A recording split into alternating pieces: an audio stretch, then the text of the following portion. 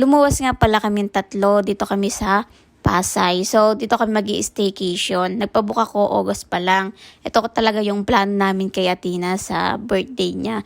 Kahit na naghanda kami kahapon. So, ito talaga yung talagang first time namin mag-travel na. Kaming tatlo lang.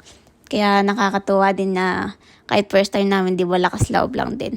So, dito na nga pala kami sa S Residence. Pakit na kami niyan sa room namin. Then, 10th floor nga pala yung aming room. So, yan, matchi-matchi kami ni Athena. Then, yung nakamaleta pa kami niyan. Tapos, syempre, hindi kasya yung gamit namin sa mga bag. Tsaka, mahirap kapag puro bag yung dala mo, kaya dapat maleta. So, yan, hinahanap na namin yung room namin sa na pag-i-staycation. So, ito na nga. Naghahanap pa kami yan. Tatalo pa kami. Sabi niya, ba't kalayo pa daw? Pero ayan, nakita na nga namin. O, diba, pa-social ka lang. Pang Korean. Then yan, nakapasok na nga kami sa loob, diba? Sobrang ganda ng vibes. Tapos, ayan, may pa-shoe rack pa siya. O, diba, nakalagay na yung mga shoes namin. Sobrang, dito, guys. Sobrang worth it. Kaya ako naghahanap kayo ng staycation talaga. Sobrang sulit dito.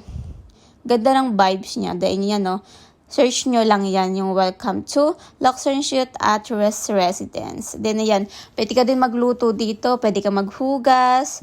Ayan, may rice cooker. May lutuan ng ulam. Kaya, kompleto na dito. Pagkain na lang at iluluto yung dadalin mo. Ayan. Tapos, may mga plato na rin. May mga baso. Pwede ka nang magkape. May paprikape pa tsaka sugar. So, yun talaga. Sobrang hindi ako nagsisi na dito ako nagpabook.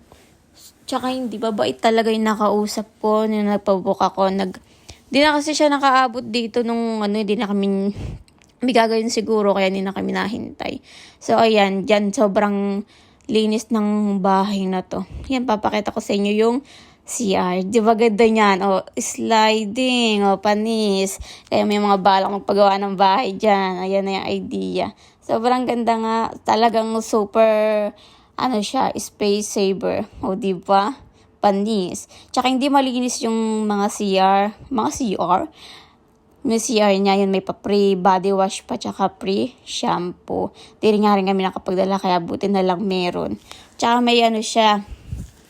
May pa-free na rin ng mga toiletries tsaka chinelas na pambahay. Ayan, nanonood lang yung aking mag-ama. Habang ako yung nag-tutor dito sa staycation na pag-i-stayan namin. Tapos ayan nga pala yung balcony, ayun yung swimming pool. O, di ba, bongga? Sangkay dyan. Pwede ka mag-swimming dyan, kaya lang may entrance din. Hindi siya kasama sa, sa binayad namin sa staycation dito sa bahay na to. So, ayan, sobrang ganda rin ng mirror. O, di ba? Kala mo talaga, vloggeries. Yan, papakita ko rin sa inyo yung yung upuan. Sobrang ganda. Yan din yung pangarap ko sa magiging bahay namin. Ang sarap lang sa feeling na kala mo nasa kami.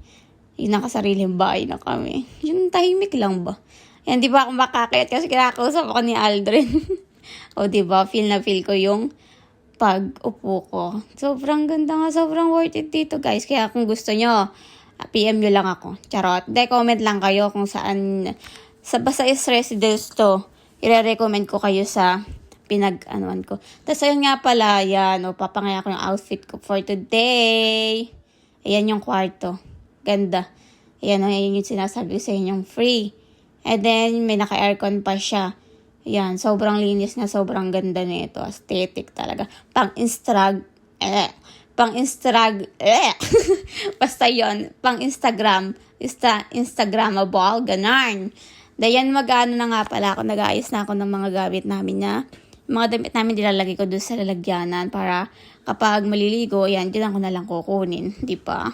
Bongga. Kala mo talaga naman lumipat kami sa sarili namin bahay. Pero hindi. Sobrang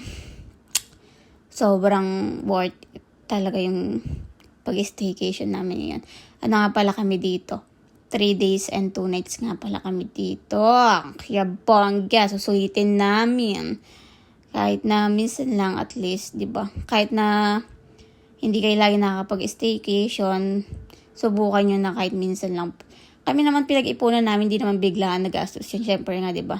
Ay talaga yung balak namin sa birthday ni Athena. Kaya, pinag-ipunan talaga namin yan para sa kanya. Siya, sabi, basta hindi, may kwento sana ako, hindi ko na lang kukwento. Pero totoo naman din, kami na yung talaga din mag-asawa yung mag-enjoy. So, ayan.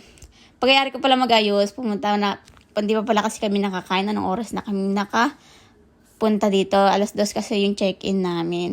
Kakain nga pala kami niyan, yan pababa kami, bababa uli kami sa baba, maglalakad lang kami kasi malapit lang din naman dito. So, kakain nga pala kami sa Burger King. Ayan, dito lang nakita namin. May Jollibee sa katabi, pero Burger King lang yung pinagkainan namin. Then, ayan yung kinain lang namin. So, nabusog naman kami syempre.